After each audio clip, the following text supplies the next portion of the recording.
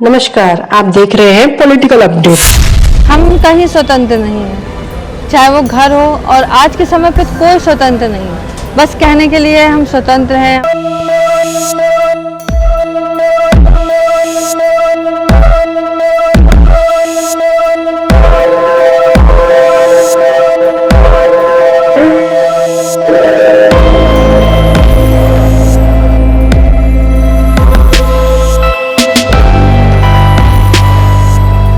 मेरा नाम रूपाली है और मैं गाजीपुर से बिलोंग करती हूँ। अटैक से पहले एक अभिनेत्री थी और मुझे बहुत शौक था मूवीज़ में काम करना, अपने पैरों पे खड़े होने का, क्योंकि मेरा बचपन से ही मतलब शौक था मैं टीवी पे आऊँ, माँ बाप का नाम रोशन करूँ और आगे बढ़ूँ। मतलब मैं अपने दम पे अपने माँ बाप को खुशियाँ दूँ और मैं अपना खुद का घर बनाऊँ। तो ये माइंड मेरा एक सेट था कि मुझे ये करना है। तो कई हद तक मेरे सपने पूरे भी हुए और मैंने भोजपुरी इंडस्ट्री में काम भी किया है और एल्बम वगैरह शूटिंग मैंने की है। और मेरे ऊपर जब एसिड अटैक हुआ तो शूटिंग सेट पे ही हुआ। मुझे नहीं पता मेरा अटैकर कौन है, कैसा दिखता है, लड़का है या लड़की है, मुझे कुछ भी नहीं पता है। वो आज भी खुलेआम घूम रहा है और आज भी वो उसी तरीके से लाइफ जी रहा है जैसे वो जी सकता है। आज भी उसको कोई सज़ा नहीं मिली है। और मेरे ऊपर एसिड अटैक रात में सोते समय हुआ था 28 जुलाई को। मेरे इसी 28 जुलाई को मेरे अटैक को 7 साल हो चुके हैं और 7 साल तक मैं ये दर्द को झेल रही हूँ। शायद मुझे लगता है मैं जीवन भर इस दर्द को झेलूँगी, क्योंकि एक होता है कि अगर हमारे बॉडी में कहीं भी किसी पार्ट पे डला होता तो मुझे इतना अफसोस नहीं होता। उसने पूरा मेरा चेहरा ही खराब कर दिया है। ये लोग कहते हैं जब एसिड पड़ता है तो बॉडी तुरंत जलना स्टार्ट कर देती है, लेकिन मेरे ऊपर जब एसिड पड़ा तो मुझे एकदम नहीं पता था, बस ये हल्की सी जलन हो रही थी। लेकिन उसके बाद जैसे मेरी बॉडी में पानी डाला गया, मेरी बॉडी और बंद होने लगी और तब मुझे पता चला हाँ मेरे शरीर में कुछ हलचल हो रही है। मैं 3 दिन तक उस एसिड को दर्द में झेल रही थी। उस समय डॉक्टरों की भी इतनी हेल्प नहीं थी मेरे लिए और उनको भी नहीं पता था कैसे क्या क्या करना चाहिए था। मेरी सांसें रुकने लगी और फिर डॉक्टर ने कह दिया कि इसकी बचने की कोई उम्मीद नहीं है, इसको जहाँ ले जाना ले जाओ। मतलब ऐसा था कि मैं बोलना चाह रही थी, बोल नहीं पा रही थी, आँख खोलना चाह रही थी, खोल नहीं पा रही थी।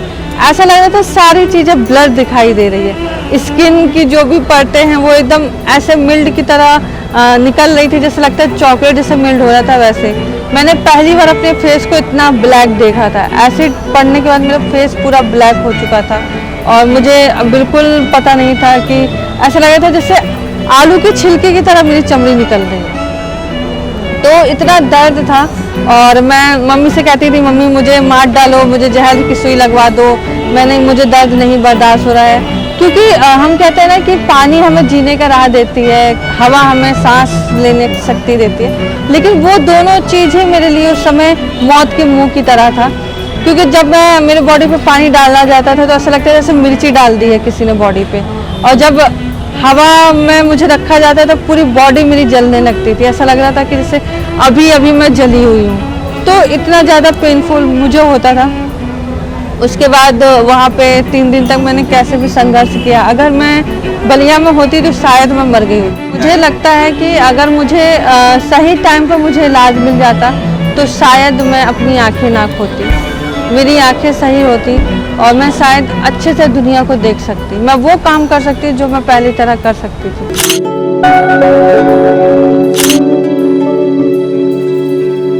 अटैक के बाद की जर्नी मेरी काफ़ी स्ट्रगल रही है, क्योंकि अटैक के बाद सबसे जो इम्पोर्टेंट होता है फैमिली, वो मेरी फैमिली ने मुझे कभी सपोर्ट नहीं किया। और मेरे फैमिली में सिर्फ मेरी माँ थी जो उन्होंने सपोर्ट किया है। मेरे पिताजी ने तो डायरेक्ट बोल दिया था कि इसको पॉइजन दे दो। मेरे लिए वो बहुत ज़्यादा शॉक्ड था कि मेरे खुद के पिता ने मेरा सपोर्ट नहीं कर रहे हैं। उनका यही कहना था कि जल गई है, किसी लायक नहीं है, इसको मतलब जहर की सुई लगवा दो। डॉक्टर से उन्होंने डायरेक्ट बोल दिया था। तो डॉक्टर ने बोला कि तुम कैसे बाप हो कि मतलब इस समय तुमको बेटी की उसको तुम्हारी बहुत ज़रूरत है और तुम उसका साथ छोड़ रहे हो। तो मैं एकदम और ट्रॉमा में जाने लगी कि मैं अपना लाइफ को कैसे सर्वाइव करूँगी। मैं उस चीज़ को मैं सीरियसली याद नहीं करना चाहती हूँ, क्योंकि वो जहर देना, बोलना और उसके बाद की जो जर्नी है बहुत पेनफुल है मेरे लिए।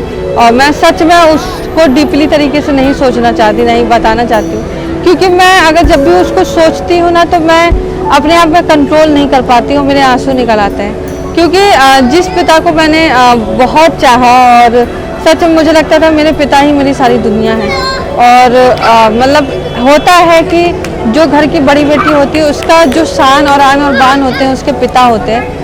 तो मैं ये सोचती थी कि मतलब जो पिता मुझे, जिसने उंगली पकड़ के चलना सिखाया, जिसने मुझे अच्छे बुरा की पहचान बताई, आज वही पिता मुझे एकदम से कह रहा है कि इसको जहर दे दो। मतलब मेरी गलती क्या थी? या मैं जल गई हूँ इस वजह से, या मैं पैसे कमाने के लायक नहीं रह गई इस वजह से। तो ये तो पहला ही ट्रॉमा था। दूसरा ट्रॉमा ये है कि जब मैं थोड़ा थोड़ा ठीक होने लगी, जब मुझे समझ होने लगी कि हाँ ये चीज़ मेरे साथ हुई है, ऐसा मेरा हादसा हुआ मेरे साथ, और मैं कहीं ना कहीं इस चीज़ को एक्सेप्ट करने लगी थी कि हाँ मैं ब्लाइंड हूँ और शायद मैं ज़िंदगी भर अंधी रहूँ।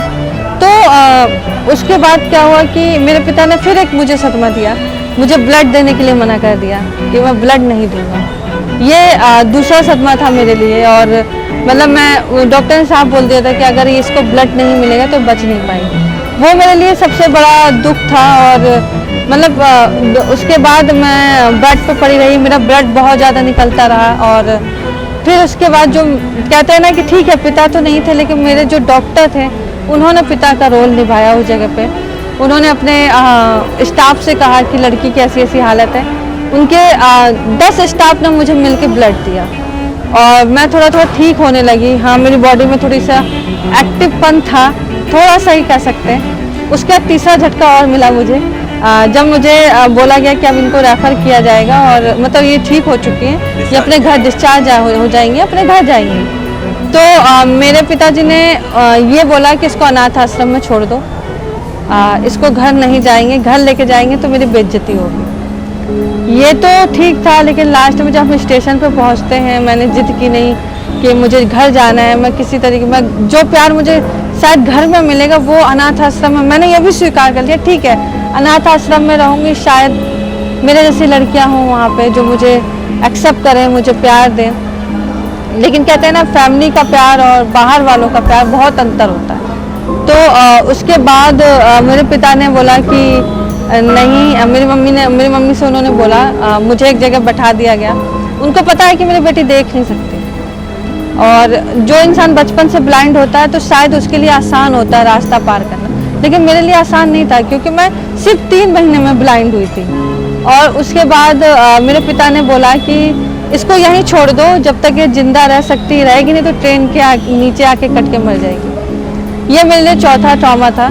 और बहुत ही ज़्यादा, इतना ज़्यादा वो ट्रॉमा हो चुका था, बैक टू बैक हर एक चीज़ नेगेटिव मेरे सामने आने लगी। और मैं अपने आप को, मैंने फाइनली सोच लिया था अब ख़त्म कर दूँ, क्योंकि इस ज़िंदगी से जीने का फ़ायदा क्या है कि मेरी माँ को भी वही दिक्कत झेलनी पड़ रही है मेरी वजह से, और मेरे पिता मुझे समझ नहीं रहे हैं, मेरे घर वाले मेरे पास नहीं आ रहे हैं। तो मैंने सोचा था कि मैं मर जाऊंगी, और कहीं हद तक मैंने छत से कूदने की भी कोशिश की, लेकिन घर में बहुत मुश्किल से गई थी, लड़ाई झगड़ा करके।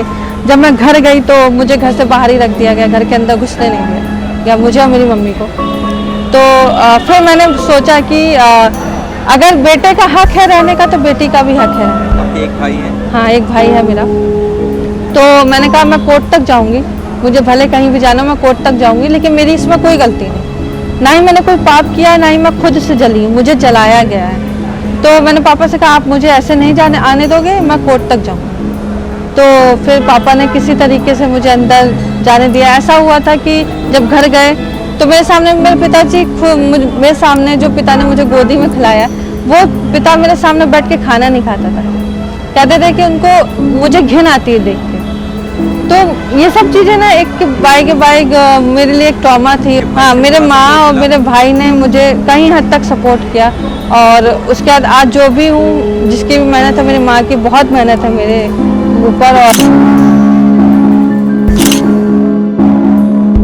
जब मुझे सरकार की तरफ से 5 लाख रुपए मिले, तब मेरे पिता का प्यार जागा कि अब मुझे अपनी लड़की से बात करना चाहिए, या उसके साथ रहना चाहिए, या उसका सपोर्ट करना चाहिए। तो मैंने पिताजी से कहा तब कहाँ था आपका प्यार, जब मैं आप खून के लिए तरस रही थी, तब कहाँ था आपका प्यार जिस समय मुझे सबसे ज़्यादा आपके साथ की ज़रूरत थी। और तब कहाँ गया था आपको प्यार, जब मुझे एक बेटी को अपने बाप की बहुत ज़रूरत थी, तब तो नहीं आए थे आप। आज मुझे चंद पैसे के लिए आप मुझसे बात करना चाहते हो। अगर यही चंद पैसे मैं कहीं और दूं तो वहाँ शायद मुझे बहुत अच्छा प्यार मिले।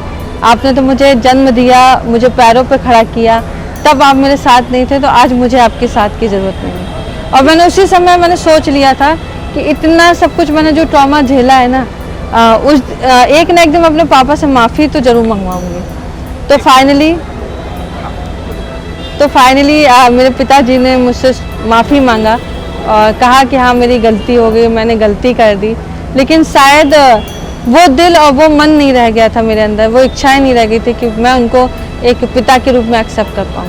लेकिन आज जो भी है मैं अपनी लाइफ में बहुत खुश हूँ, और जब से मैं सिरोज में आई हूँ अपने पैरों पे खड़ी हूँ और फिर से उसी तरीके से लोगों से मिलती हूँ, बातें करती हूँ और अपनी माँ को सपोर्ट कर पाती हूँ। और मुझे इससे अच्छी लाइफ और नहीं कुछ चाहिए। मैं बहुत खुश हूँ। मेरा नाम खुशबू है। हम गोंडा से हैं। इस समय हमारी उम्र है 19 साल। अटैक हुआ है 2020 में 12 अक्टूबर को। मतलब आप लोग 17 साल की थी जब ये अटैक हुआ। अच्छा। तो हमारी शादी यहीं लखनऊ में तय थी।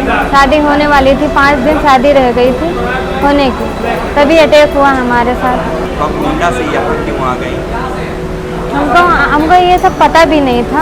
हमको जब हमारे ऊपर अटैक हुआ है तो हमको अंशु दीदी हमको गई वहाँ गोंडा से लेकर आई हैं। फिर यहाँ हमारा लखनऊ में इलाज करवाई हैं, फिर हमको यहाँ लेकर आई हैं, तो हमको पता चला। कभी ऐसा हमने नहीं देखा था जो अभी झेल रहे हैं। अभी तक अभी हम झेल रहे हैं। इतने हमारे शरीर में दर्द होता है, क्या बताएं सर। जी अभी भी होता है हमारे। एक हमारा आँख भी चली गई है। क्या लगता है आपकी गलती क्या थी? वही तो हम सोच रहे हैं हमारी गलती क्या थी जो हमारे ऊपर अटैक किया। अब यहाँ पे आज़ादी तो मिल ही रहा है सर। यहाँ पर जी बहुत अच्छे से रह रहे हैं यहाँ पे। हम सोचते थे घर पे हैं ऐसा हम ही हैं केवल। अब यहाँ पे आए सब लोग को देखें। पहले तो हम दुपट्टा बांध के चलते थे, मुँह नहीं खोलते थे। क्या करें, मेरा फेस गंदा हो गया तो क्या करें, इसीलिए हम नहीं खोल के चलते। जब से यहाँ हम रहने लगे तब से मुंह खोल के घर चले जाते हैं। जब यहाँ पे आके काम करने लगे फिर हमको मिला, बहुत अच्छा से यहाँ पे लगा। उससे पहले क्या लगता था कि आप बाहर जाना भी गुनाह है क्या? जी बाहर जाएंगे सब लोग देखेंगे तो क्या बोलेंगे, वो लड़की को देखो कैसी लड़की है। इसीलिए हम कहीं भी नहीं जाते थे, घर ही में रहते थे। हम कहीं स्वतंत्र नहीं हैं, चाहे वो घर हो, और आज के समय पे कोई स्वतंत्र नहीं है। बस कहने के लिए हम स्वतंत्र हैं, हम कमा रहे हैं, लेकिन आज भी चाहे वो लड़का हो चाहे लड़की हो, आज भी वो कहीं ना कहीं अगर जॉब कर रहे हैं तो उनको घर वालों को बताना पड़ता है कि हम इतना कमाते हैं, इतना नहीं कमाते। हम खुद के अपने पैसे अपने ऊपर अपने हिसाब से नहीं खर्च कर सकते। आज भी चाहे वो हमारे घर की बेटी हो चाहे बहू हो, उनको खुद को अपनी एक आज़ादी नहीं है। हम कैसे कह सकते हैं कि हमारा देश स्वतंत्र है? आज हमारी रात में बेटियां निकलती हैं तो उनको इतना डर लगता है कि कहीं उनके साथ कुछ गलत ना हो जाए। आप ही सोचिए 2.5 साल की लड़कियों के जब रेप हो सकते हैं तो हम लोग तो इतने बड़े हैं, हम लोग का क्या आज भी हमें जो अपने घर से ही एक सीख लेनी चाहिए। हमें अपने घर से ही स्वतंत्रता का पहले आभास दिखाना चाहिए कि हाँ हमारे घर की लड़की बहन बेटियां भी स्वतंत्र हैं, वो अपना डिसीजन खुद से भी ले सकती हैं। आज देखिए अगर हम शादी करके लाते हैं तो अपनी बहू हो चाहे बीवी हो उसको कहते हैं पल्लू में रहो। क्यों हम लड़के को क्यों नहीं कह सकते कि पल्लू में रहो? सबसे पहला क्राइम तो लड़कों से ही स्टार्ट होता है, बाद में लड़कियों से स्टार्ट होता है। अगर हम कहते हैं कि मेरा भाई बहुत अच्छा है, मैं कैसे कह दूँ मेरा भाई बहुत अच्छा है? शायद वो घर से बाहर निकलता होगा, किसी की बहन बेटियों को छेड़ता होगा। सबसे पहले हमें स्टार्टिंग अपने घर से करनी है, अपने घर के बेटों को संभालना है, फिर दूसरों के बेटा बेटियों पे उंगली उठाना है। क्योंकि जब हम अपने घर के लोगों को सही नहीं कर सकते तो हम समाज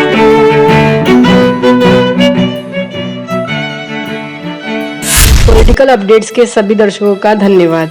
ऐसे अपडेट के लिए हमारे चैनल को लाइक करें, शेयर करें, सब्सक्राइब करें तथा कोई भी अपडेट आप तक जल्द पहुंचे इसके लिए बेल आइकन को दबाएं। धन्यवाद।